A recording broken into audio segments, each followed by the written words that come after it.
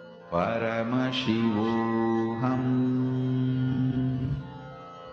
Om Nithyananda Paramashivoham. Om Nithyananda Paramashivoham. Om Nithyananda Paramashivoham.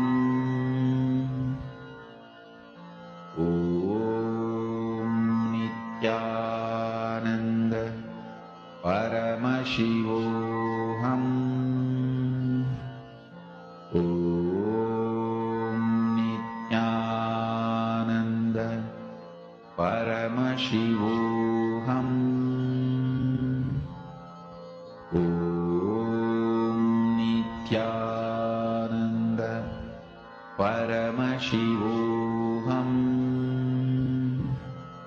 Om As all of us are manifesting, we will be entering to the next session, and the darshan is going to be starting very, very soon. And today we are having a very special darshan where we are going to be receiving the initiation to manifesting wealth. And it's a very important darshan today, so do not miss. If you have any of your friends, your family members, anybody who's really looking to manifest wealth and have breakthroughs in those lines, please invite them for today's program. Darshan is starting in less than 30 to 40 minutes from now.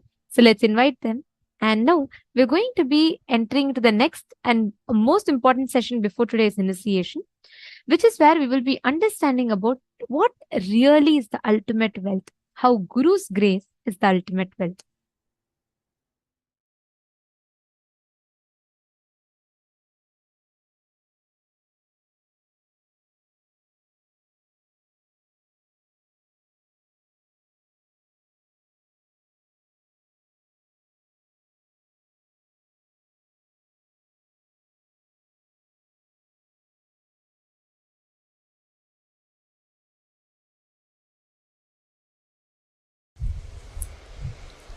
There are only two forces in your life. One, gravitation.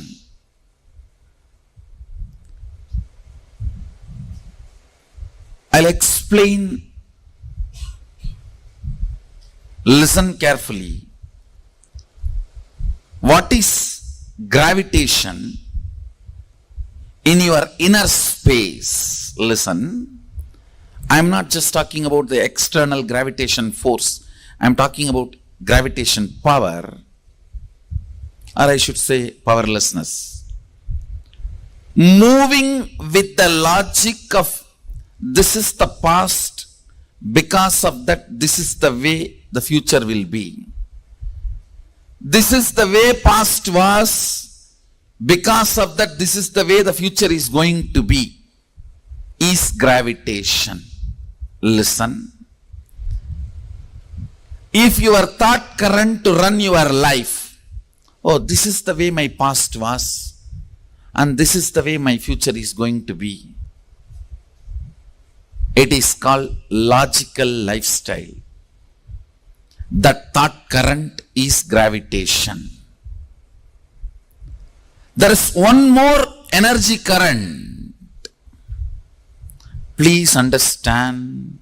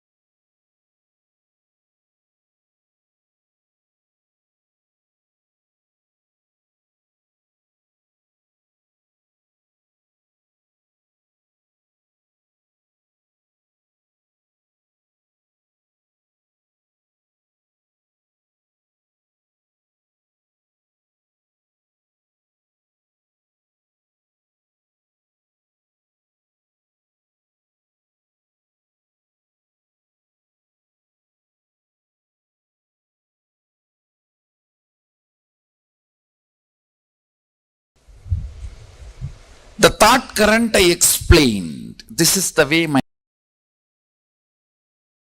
life was, so this is the way my future will be. All of you know. That's the way you function. I call it life of logic.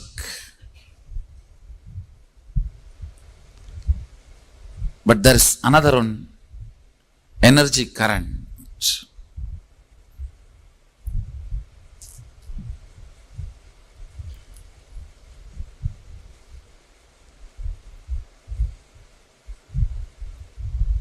The possibility of the future not logically connected to your past,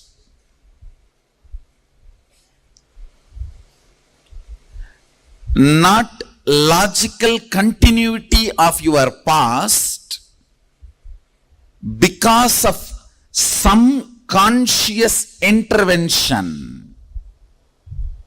You call it Guru's grace or God's grace, Sadashiva's grace. That is what I call Shaktipada. Understand? Blessed are those in whose life Shaktipada has happened. Before Shaktipada, life is logical. After Shaktipada, life will be magical. The person who decides this kind of an external intervention is impossible is atheist. Who starts convincing you it is not only not possible for me, not possible for you also is communist. Who thinks it may be possible for others in the past, not in the present, so-called modern day Hindu. It is possible for me also. Maybe if I practice when I am about to die, agnostic.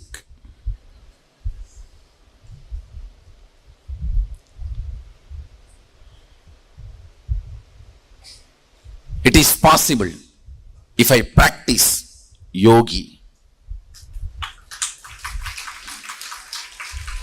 Happened, we are celebrating Nithyananda.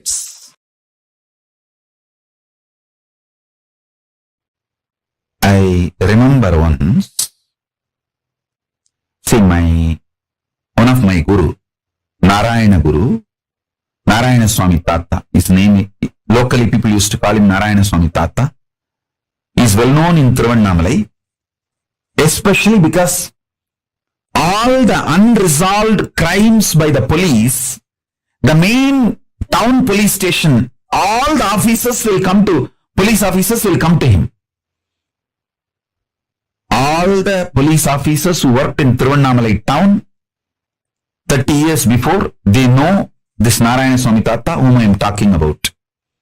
This Tata is instrument for building a Devi temple in Tiruvannamalai police station. In Tiruvannamalai police station, inside the station, there is a Annamulayamman temple, Devi temple. That temple was built by the police people, and this Swami, Narayana Swami, was responsible for it. And that is a separate story. I'll tell that story later. Now, you listen to this Narayana Swami Tata's Leelas and few things. All these police people will come to him for resolving all the unresolved crimes.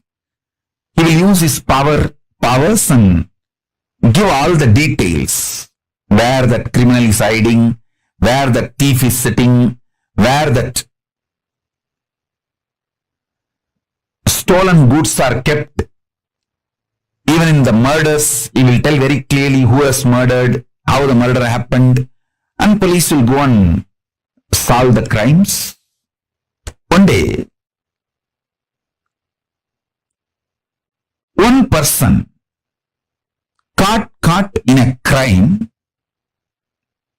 not because he did a crime, but he was in a wrong place with the wrong people. So his friends took him, saying that, come on, let's go for rounds to roam around. Without telling this person they are all planning for committing a crime, they just took him like a company. But when they went there, they all committed the crime, which the team committed the crime. This fellow went there without knowing that the plan was a crime. And this fellow was a devotee of this Narayana Swami Tata.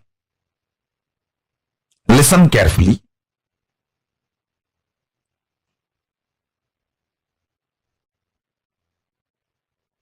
His name, that person's name, I still remember, Sivan Pillai. That Sivan Pillai is a devotee of Narayana Swami Tata. That Sivan Pillai was called by his friends, come on, let's go for a trip. They took him. But his friends did not tell that they are planning to commit certain crime and they are taking this fellow along with them for that crime. Because that gang, which was planning for a crime, they know this Tata will tell all the truths to the police and the police will arrest them. But if Tata's devotee is part of their gang, the Tata may save that gang to save his devotee. That was the plan. So they took this Sivan Pillai with them and committed the crime. This Sivan Pillai did not participate in the crime, but he was part of the team. He ran back to Tata, Narayana Swami Tata, and begged him, please save me. I did not do the crime and they lied. They did not tell me that they are going to commit this crime and they just took me with them. Even though I have not done the crime, but I was part of the team when the crime was committed. Tata said, only one thing. All right, go and sit. He particularly mentioned one cave in Arunachaleshwara hill, in the Arunachala hill. He said, go and sit in that cave. Don't come out of it. You will get the food inside the cave. As long as the food comes to you, don't come out. Eat, stay, don't worry, don't come out. This fellow is such a obedient disciple, he went and did the same. As usual, the police came to Tata to resolve this crime. And Tata gave all the instruction and he showed all the team fellows and all of them got arrested other than his devotee.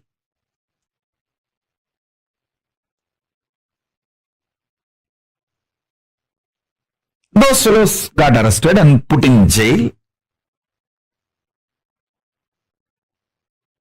I was seeing the whole scene, means when the devotee Sivan Pillai came and cried to him. I think that Sivan Pillai must be still alive in Tiruvannamalai. Because at that time he was 30 maybe. So now he may be 70 or 60s. He may be still alive. I'll tell our autobiography team to go and interview him and bring him to pre-satsang hosting if he is still alive. He can narrate the whole incident. All of you can enjoy it. And I was witness for both the scenes when Sivan Pillai came and cried and when police came and reported the crime and he resolved the whole crime and everything. I asked Tata, you could have just saved Sivan Pillai because he did not commit the crime. He was only in the scene. You just If you did not tell his name, that's enough. Police is not going to go and arrest him. Why did you tell him to go and sit in the cave? Then Tata told me, hey, Illada Thambi, he told me in Tamil, I'll tell exactly in Tamil and then translate. Illada Thambi, அவனுக்கு பந்தனம் இருக்குடா, அதனால பந்தனத்தை பந்தன யோகமா மாத்தத்தான் குகைக்குள்ள போய் உட்கார்ந்து தியானம் பண்ண சொல்லிட்டுண்டா. இப்ப பந்தன சாபத்திலிருந்து பந்தன யோகமா மாத்திட்டேன்டா, அவனுக்கு பிரச்சனை சால்வ் ஆயிருச்சு. Means he was supposed to get arrested in the graha situation. He has the jail. Instead of jail, he changed it into bandhana yoga, means withdrawal from society, and he was meditating, and the same punishment is now used as transformed into tapas, and that fellow got some powers because he obeyed the guru work. See, if he has gone to jail, he would have been physically, mentally broken, lost all the best things he had in his life. But bandhana got converted into bandhana yoga by Guru's grace, and he got all the best things in the life. He got powers, blessings of the Guru, got saved from the jail, and all the other social stigma associated with it, everything. He got all the best instead of all the worst. The Guru's grace, Guru Bhakti. And that fellow was so deeply devoted to the Guru, he just obeyed. Whatever Guru said, he did not say, oh, how will I get food, how will I get water, how will I go for 1, 2, 3. He did not ask any of the questions. He just went and sat in that cave, did not come out. And even I don't know how many days he was there and how he managed 1, 2, 3. I know for sure after that he was very healthy. And he did not have any legal or any problem. And he started even manifesting powers because he obeyed the Guru's words. The possibility of bandhana became converted into bandhana yoga. Bandhana Shaba got converted into bandhana yoga by Guru's grace.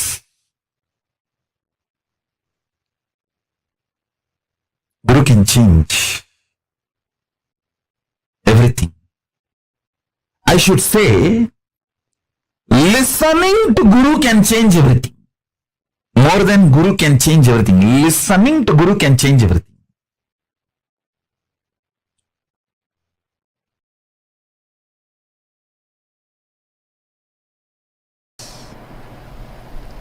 I still remember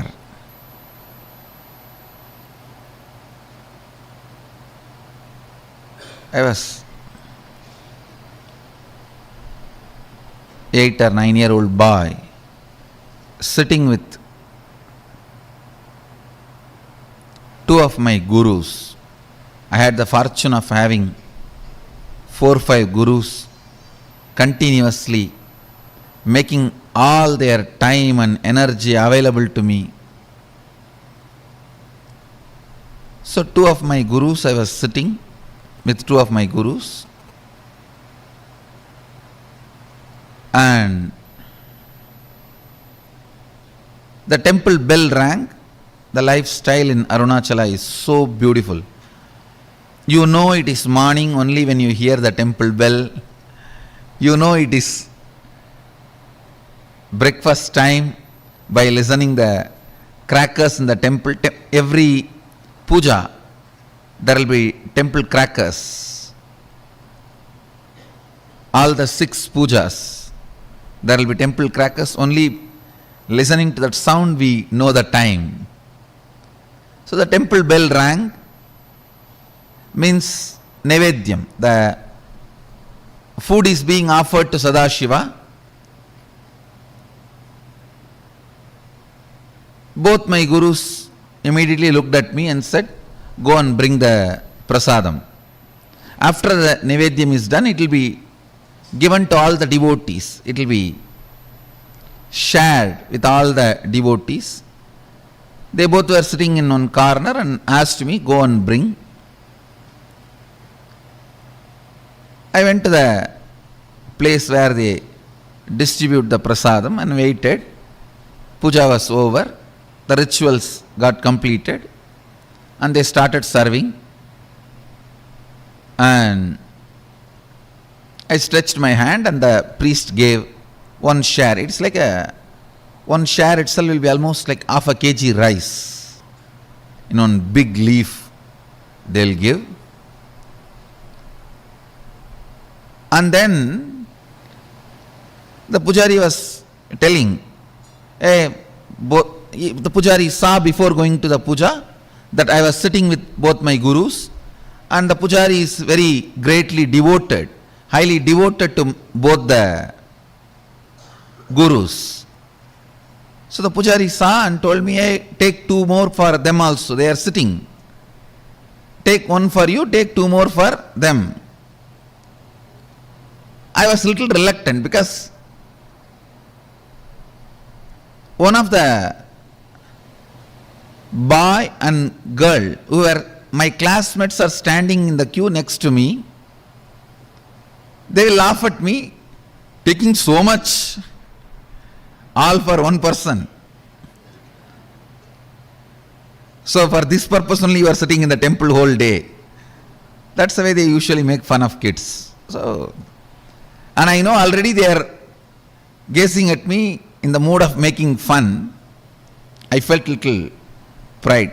I am from a big family, and again I have been told from beginning that we are from big family and you have to behave yourself like that in the public. So I told the pujari, no need, this is enough, and I brought the Nevedyam to both my gurus. They asked, hey, where is our share? Did the pujari not give? As if they both eat. Actually, both the fellows doesn't eat anything. Very rarely they will touch and put 2-3 grains in the mouth and give it to other people who are sitting with them. And I said, no, you don't eat. You eat rarely. This is more than enough for all three of us. They asked, no, did that pujari give or not? I said, yes, he gave. He wanted to give. He asked me, take 2 more to both the swamis. Then they asked, why did you refuse? No, behind me my classmates are standing. They will make fun of me that I am taking so much. Am I going to eat so much? And for this food only I am in the temple. They will tease me. I don't want to get teased by them, so I brought only my portion. Till this moment they were very casual, laughing, smiling. Immediately I saw Kuppamal staring at my eyes and saying, go to their shop street and beg and bring the food. That's the word she uttered. They both own a shop. This means their father owns a shop. The same street where my father also owns shop, and the whole street is literally ruled by my grandfather. He is the head of that whole association. So I always walk in that street with the pride. I am a grandson of this guy, And all the shop owners are either family or friends. So any shop we enter and eat anything, whether it is jaggery or dal or anything in any of the shops is free, and we'll directly go and sit and In village, actually, we know literally everyone's name. And it's a different lifestyle. But in that same street, I have to beg now. All will make fun.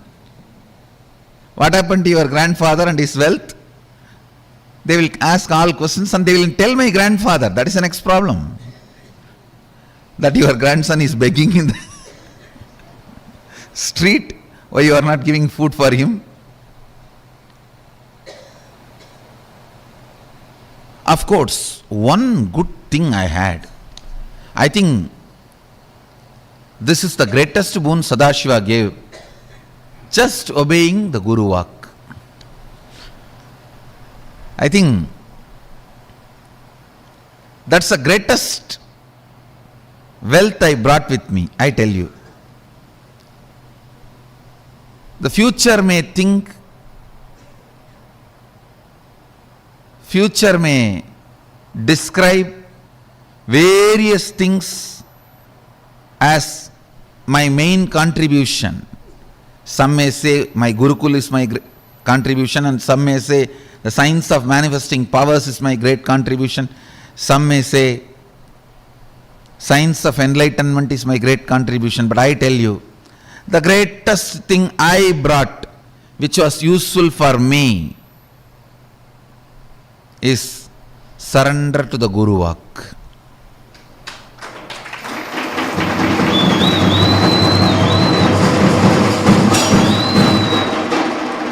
If any of you feel in a very short span, in a very young age, in small number of years, I have done big work. Whoever feels, if you feel that, if you want to know the secret, I tell you,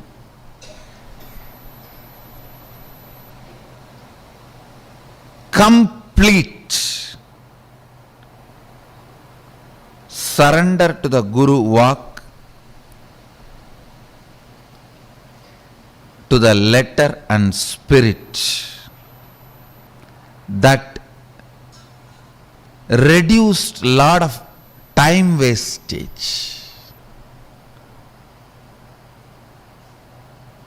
The moment my Guru said, go and beg the same street, in the same shop and bring food, I know now it is a serious. It's not casual. It's not fun anymore. It means I have done something out of my pattern or out of the context which my masters are correcting.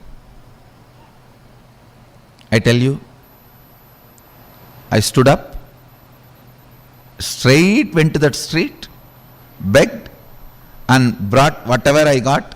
Naturally, all friends, family, they all gave so many things.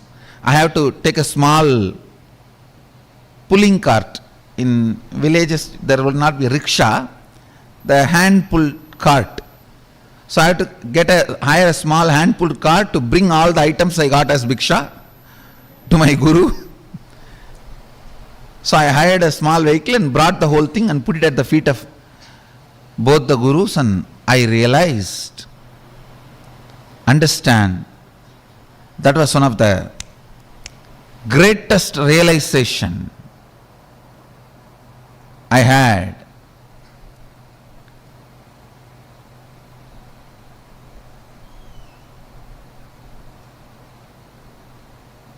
I should not be bothered about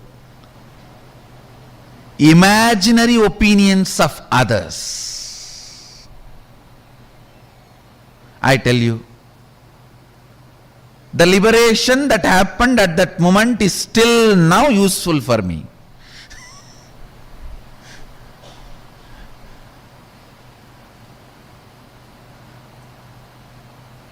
Next day I had a chance to talk to both my friends.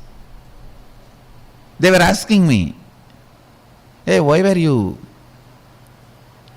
going for bhiksha in all the shops?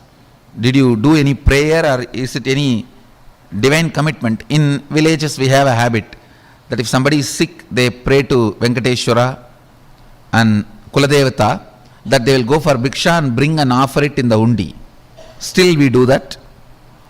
Every Puratasi month, all the Vaishnavas, they go for Bhiksha and take it and offer it to Vishnu temple, and Shaivites every Margasirsha month go for Bhiksha and offer it to the Shiva temple. They asked,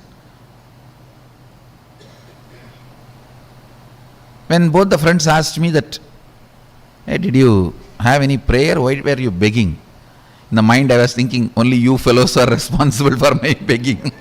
And only now I understand, you guys did not even have the idea which I was thinking you guys will be having.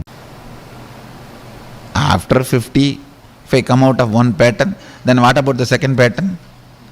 That 90. Third pattern?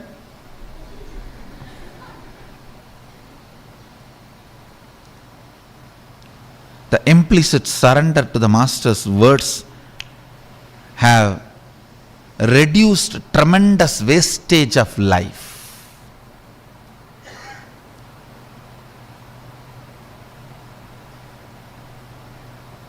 Money saved is money earned.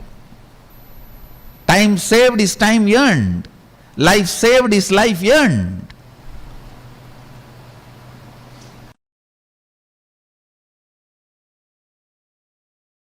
Somebody has asked me, there's one more question.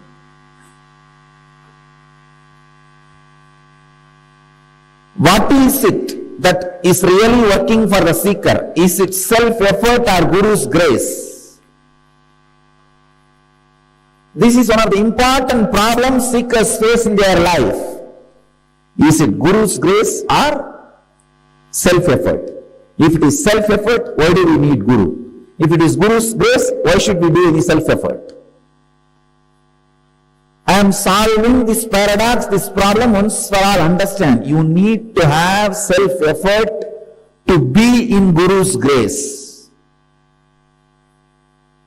You need to have Guru's grace to have self-effort.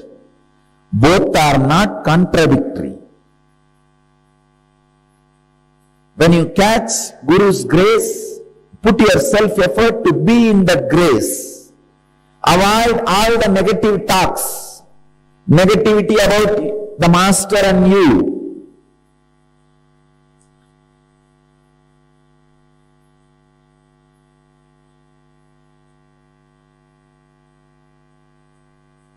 When you have the Guru's grace, take the inspiration from him and start the self-effort. When you have the self-effort, put the effort to be in Guru's grace. When you have Guru's grace, use that grace to create self-effort. You need to have self-effort to sit in Guru's grace, to be soaked in Guru's grace every day.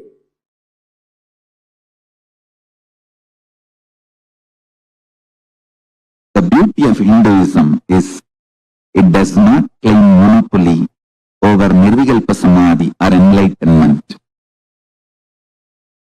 Everywhere the sincere people receive Nirvikalpa Samadhi, enlightenment, superconscious breakthrough. Be very clear.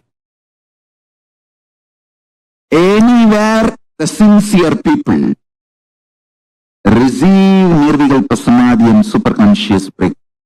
Now,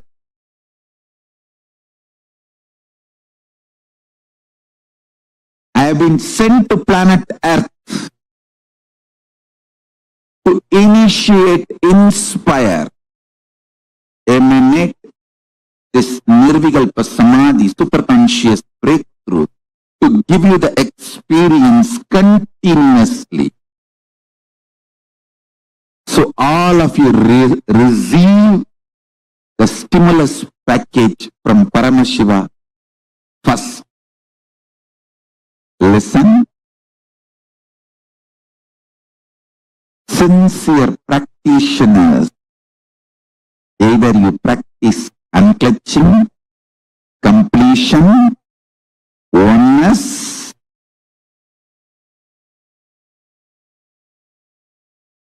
japa of Mahavagya, intense yoga, sincere puja, any of these practices I initiated you into deep feeling connection, you are qualified to receive the large chunk of this stimulus package from Paramashiva, superconscious breakthrough.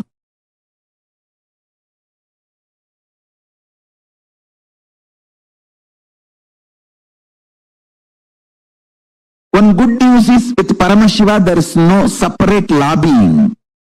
Just if you are sincerely doing it, that is enough. It is just literally you are bombarded with super consciousness. Paramashiva searches, seeks wherever the seekers are. He seeks the seekers and bombards them with a super conscious breakthrough.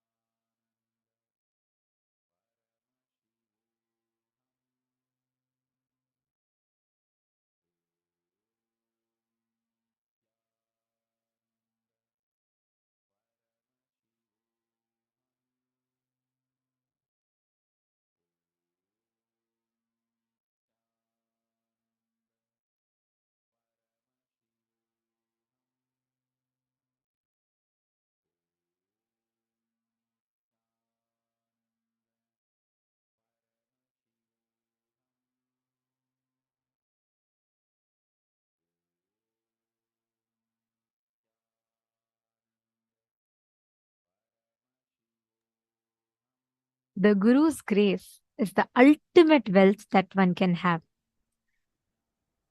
What Swamiji revealed just now reminded me of a very beautiful verse from Sri Adi Shankaracharya, where he sings, Shariram surupam tatha vakalatram yasascharu chitram dhanam merutulyam manaschena lagnam gurorangri padme tatakim tatakim tatakim tatakim. He sings that you can have the best of the body, you can have the most healthiest of bodies, you can have the most beautiful forms, you can have the most beautiful spouse, you can have wealth as enormous as Mount Meru, which is like, which lasts eternally. But if you do not have the mind fixed in the lotus feet of the Guru, of what use is all this? What use? What use? Such is the importance of Guru. That is why he sings that Guru's grace is the ultimate wealth.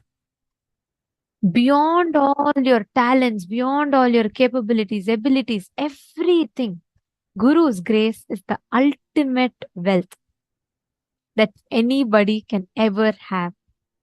And all of us have an avatar himself, Paramashiva himself, who has manifested for all of us, gracing, blessing each and every one of us to experience that ultimate enlightenment. Now, very, very shortly, we're all going to be having the darshan of Keshavartha Murti form of Paramashiva, where we all receive the blessings, the initiation to manifesting wealth. Today in the darshan, any of you have any questions pertaining to any prayers, boons pertaining to manifesting wealth, you're stuck in debts anywhere, all these prayers you can offer to Swamiji, and Swamiji himself will be manifesting as Keshavartha Murti, form of Paramashiva, and he will be gracing, blessing all of us with the ultimate wealth, auspiciousness in all the dimensions of life. Now, every one of you that are sitting here, all the participants. We request you all to prepare get ready for the darshan. Darshan is to start very, very shortly. We request everyone to please come and settle down. Please be seated.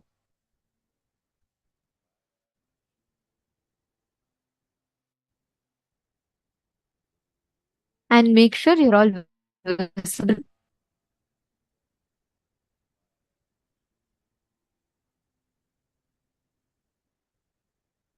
And each of you can get ready to receive the darshan, the most powerful initiation for Keshavartha Murti, form of Paramashiva.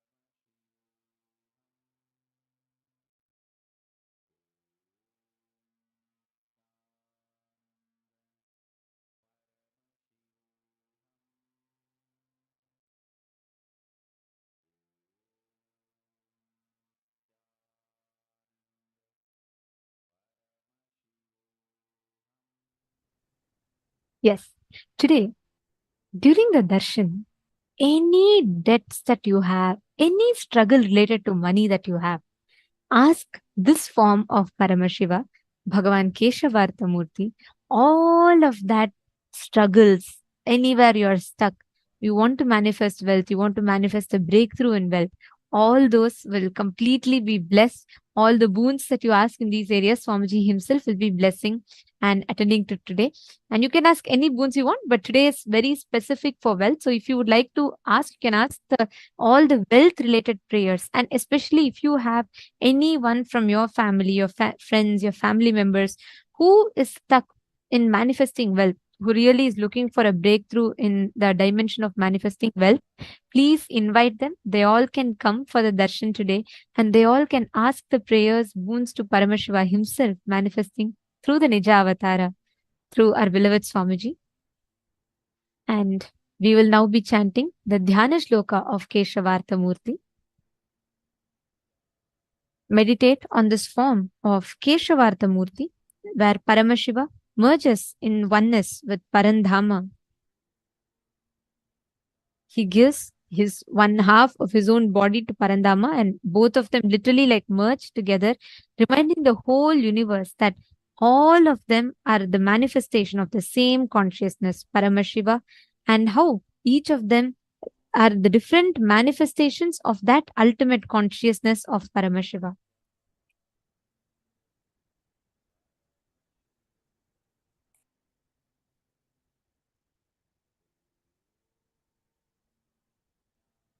तव्यांगे विद्रुमाभं शशिधरवकुटं भस्मरुद्राक्षभूषं वामाङ्गे श्यामलाभं मणिमकुटयुतं पीतवस्त्रातिशोभम् सव्येटङ्काभयं स्यादितकरयुगे शङ्खं कौमोदिकी स्यात् किञ्चिल्ललाटनेत्रं विलसतु पुरतरः श्रीहरेर्धदेहम्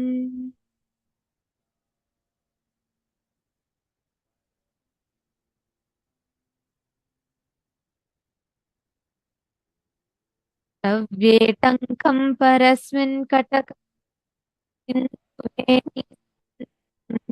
वामार्धे सत्किरीटं रुचिरजलनिभं व्याघ्रचर्माम्भराढ्यं फालर्धे लोचनार्धाकलितसमपदं शुभ्रयज्ञोपवीतं हर्यर्धं नौमि शम्भुः सकलशुभकरं सर्वसम्पत्कराड्यम्.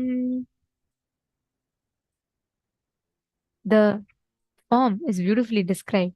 Right side is Shankara and left side is Parandama. Shiva, Paramashiva, is reddish in color, smeared with bhasma, having crescent moon on the Jata Juta. He is wearing Rudraksha Mala and having third eye on his forehead. Ganga is on his head. He is wearing the tiger skin with white sacred thread on his shoulders. On the left is Mahavishnu with blackish body. He is wearing the golden crown studded with jewels. He is wearing golden dress and he is wearing gold necklaces, earrings and everything. This Harihara Murti is having 4 hands, the right hand gracing with holding the tanka. On the left, Paramapada Vishnu Parandama is holding his natural hand with mace and holding conch, the Shanku. This form of Paramashiva and Vishnu blesses us with all the auspiciousness, standing for eternity, gracing the whole humanity. The next is the Dhyana Shloka of Ekapada Murti. The Ekapada Murti form of Paramashiva is where he stands merging Parandama, Parabrahma, everything into himself. Ekapada Trimurti, Tripada Trimurti and Ekapada Murti forms of Paramashiva. ध्यायेत् कोटिरविप्रभं त्रिनयनं सीतां सुगङ्गाधरं हस्ते टङ्कमग्रं वराभयकरं पादैकयुक्तं विभुं शम्भोर्दक्षिणवामक्षभुजयो ब्रह्माच्युताभ्यां स्थितं तत्तल्लक्षणमायुधैः परिवृतं हस्ताद्वयाढ्याञ्जलिम् Brahmanda Pralaya. If you see our Hindu civilization, which is the longest surviving civilization on planet Earth, has this responsibility as the source of the societal structure in Hinduism. Be it the Varnashrama Dharma, which is extremely misconstrued and which is manipulated and presented, or be it so many various aspects of the social structure, all of them are rooted on this principle of responsibility, which is why to this day, despite of all the persecutions that is there, Hinduism is still to this date the longest surviving living civilization. From morning, we have been learning about the various concepts of wealth. What is wealth as per Hinduism? And Swamiji also beautifully explained how wealth that is created, the Shankanidhi and Padumanidhi, very beautifully Swamiji explained the difference between wealth that is created and wealth that is grabbed or trying to be possessed. Our Hindu economy is designed so beautifully in such a way where it is a contributing economy. And the way how Kailasa's economic principles are, it is so beautifully designed that the whole thing is based on contributing more and more to each other's lives, enriching each other's lives. If you see, even the so-called all the false news that is spread about Varnashrama Dharma, actually Swamiji very beautifully reveals how the whole structure of Varnashrama Dharma, we all hear about caste system. The moment you Google about Hinduism, one thing that almost always comes synonymous with it is all the misinformation about caste system. Unfortunately, even Hindus are not aware of it. Even Hindus start despising and they start hating the caste system. But Swamiji very beautifully reveals about how this amazing, the most smartest, absolutely interdependent, amazing resource distribution is what is Varnashrama Dharma. Swamiji explains how each pillars of Hinduism is made, the society is made interdependent on each other, such that there is no manipulation, there is no corruption, there is no cheating, there is no power grabbing in our social structure. That is why Hinduism was one of the best economic principles out of all the countries in the world. Just Akhanda Bharata alone contributed to 64% of global GDP at its zenith. Even after the Mughal invasion, after the persecution and attack, we still managed to contribute to more than 24% of the global GDP single-handedly. Our system was so beautifully, meticulously designed in such a way that all the major pillars of the society are interdependent. Somji explains how. Knowledge, weapons, wealth, and land. These four are the main pillars of Hinduism, right? If you see, the knowledge was vested with the Brahmana Varna. All the knowledge, all the best knowledge of Hinduism was given to the Brahmana Varna.